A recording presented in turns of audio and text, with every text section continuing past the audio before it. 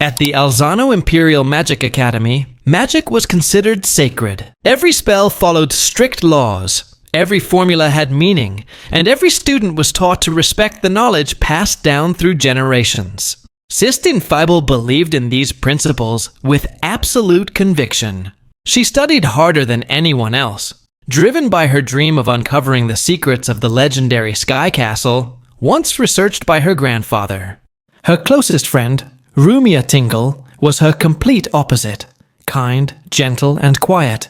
Yet blessed with extraordinary magical talent, she barely understood herself. Their structured world collapsed when their respected instructor suddenly resigned, and a new substitute teacher was appointed. At the same time, the two girls ran into a man sprinting at full speed through the street. Startled, Sistine instinctively used her magic and sent him flying. He landed straight into a fountain. The mysterious man seemed rather strange. Despite this, the two friends decided to apologize.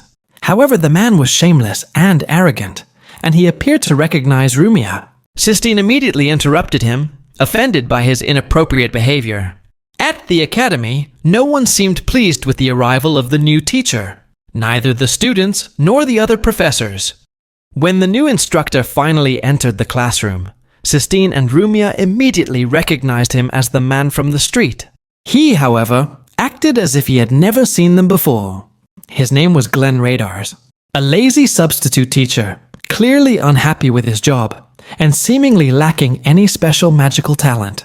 During his very first lesson, without any shame, he fell asleep, leaving the students to manage on their own. Everyone was shocked by his behavior. It was later revealed that Glenn had become a teacher through the recommendation of a professor named Cecilia, under threats and coercion, and that she seemed to share a connection with him. During class, Glenn taught without putting in any effort. Annoyed by his lack of seriousness, Sistine challenged him to a duel. The condition was simple.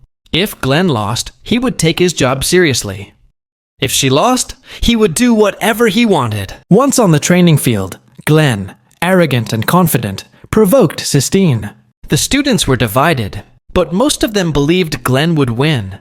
Nervous, Sistine cast her spell with hesitation, but to everyone's surprise, she knocked Glenn to the ground.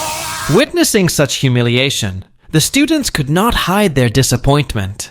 Above all, Glenn refused to keep his promise. The next day at the academy, Glenn taught his class as usual, by doing absolutely nothing. His rest was interrupted when a student asked him a question, but Sistine said it was pointless and offered to help instead. Seeing how deeply involved Sistine was in magic, Glenn asked her, in a bored tone, whether magic was really worth it. She explained all the benefits of magic and why she loved it so much. Still unconvinced, Glenn replied that magic existed only to kill and destroy. Hearing this, Sistine could no longer control herself. She slapped Glenn and left the classroom in tears. After the lesson, Glenn reflected on what had happened and noticed Rumia studying a magic circle. Driven by curiosity, he approached her and decided to help. Together, they successfully completed the spell. As he walked her home, Rumia asked if he liked magic. Without hesitation, Glenn answered that he hated it. She then asked what he had done before becoming a teacher. But Glenn was not ready to talk about his past and changed the subject. Rumia explained that she studied magic in order to repay a debt to someone. She then revealed that 3 years earlier, after being banished from her home, she had been kidnapped and nearly killed by mages, and that this person had saved her. Glenn did not seem surprised. He wanted to ask her a question, but held back. Before parting ways, Rumia asked Glenn to apologize to Sistine, explaining that her seriousness about magic came from her bond with her deceased grandfather. The next day in class, Glenn apologized to Sistine in his own way and decided to teach seriously. No one took him seriously at first, until he silenced the entire room by using magic without incantation. Everyone was caught off guard, from students to teachers. Cecilia was more than happy, proud of her disciples' true abilities. That same evening, in a dark alley, 3 individuals planned something sinister, taking advantage of the absence of Cecilia and the other teachers, leaving only Glenn, whom they considered an easy target. Glenn rushed toward the academy but was ambushed by 2 mages.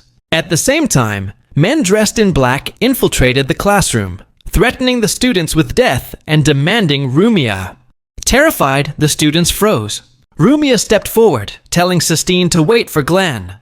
The men then claimed that Glenn was already dead. Rumia was taken away, and the mage stated that she should have died long ago, calling her by her true title, Princess Ermiona. In another room, Sistine was tied up, and the other man prepared to torture her. Suddenly, Glenn appeared. Sorry, I can leave. Help, you idiot! As if nothing had happened, claiming that he had already dealt with the mages who ambushed him. The man in black attacked Glenn, but his magic was nullified. Glenn explained that his spell annihilated all magic around him, preventing his enemies from casting spells, though it also prevented him from using magic himself. He then engaged in close combat and defeated the man with ease.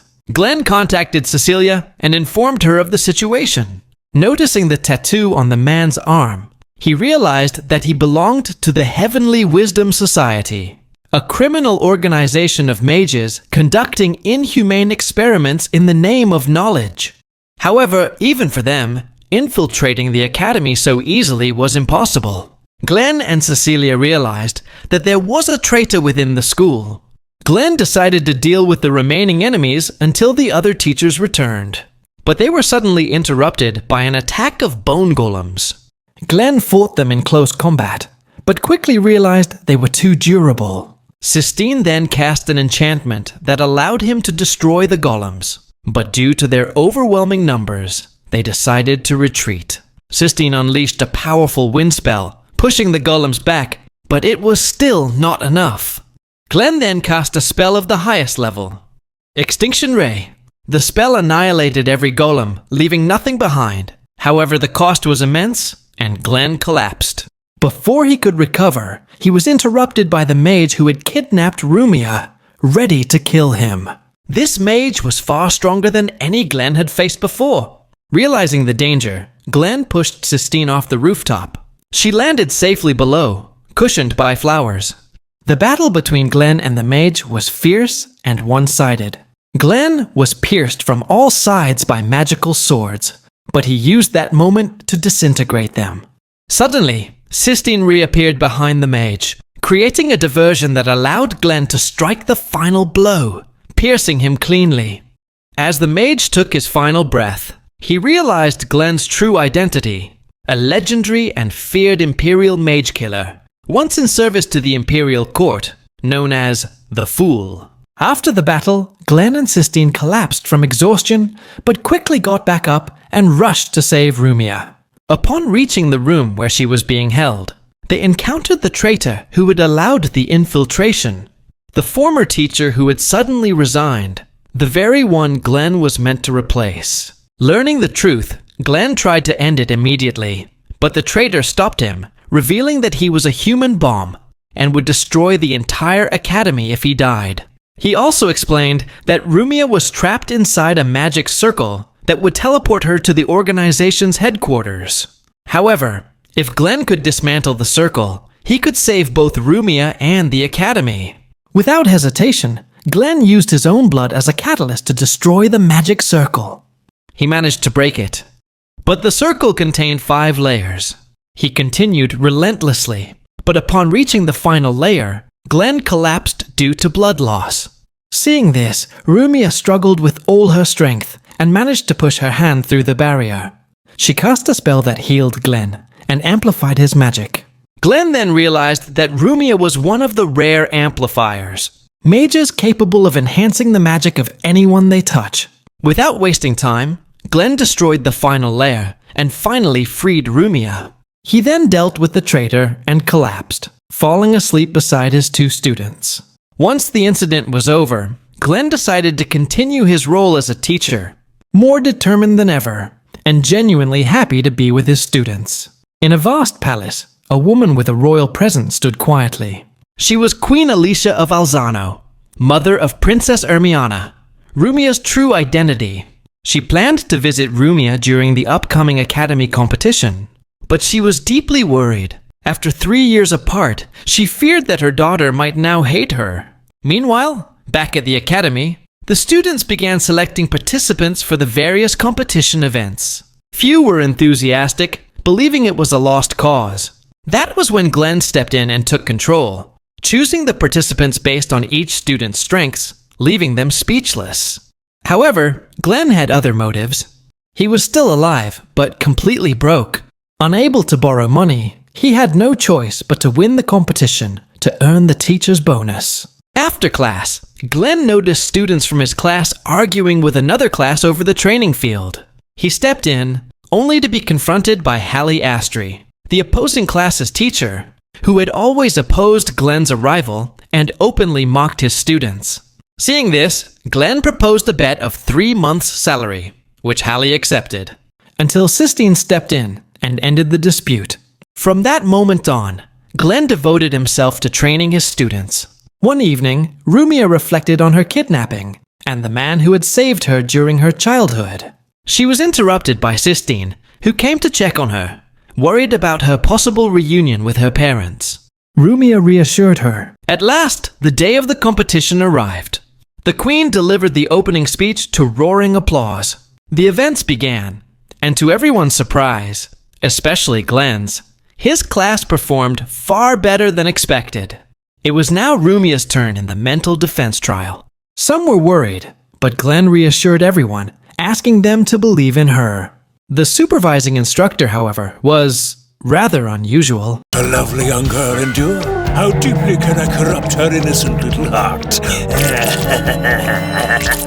He's a murderer! In the end, thanks to her courage, Rumia finished in first place, delighting her friends. At the same time, 2 guards watched Glenn from afar. They were former acquaintances, assigned to ensure the Queen's safety. During the break, Glenn and Rumia were having lunch when the Queen suddenly appeared before them, leaving them speechless. She greeted Glenn and thanked him for his service during his time as a royal guard, then expressed her wish to finally speak to her daughter. Rumia, however, was hesitant and ran away. Understanding her reaction, the Queen asked Glenn to protect her daughter and return to the stadium. But upon her arrival, she was surrounded by the royal guard and their captain, who took her captive. Meanwhile, Glenn, who had gone to comfort Rumia, was suddenly surrounded by soldiers. They accused Rumia of attempting to assassinate the Queen. Without hesitation, Glenn decided to flee with Rumia. He informed Cecilia, but she replied that she could do nothing, or rather, that something was preventing her from acting. Suddenly, the 2 guards who had been watching Glenn appeared before him. One of them launched an attack, ready to kill him.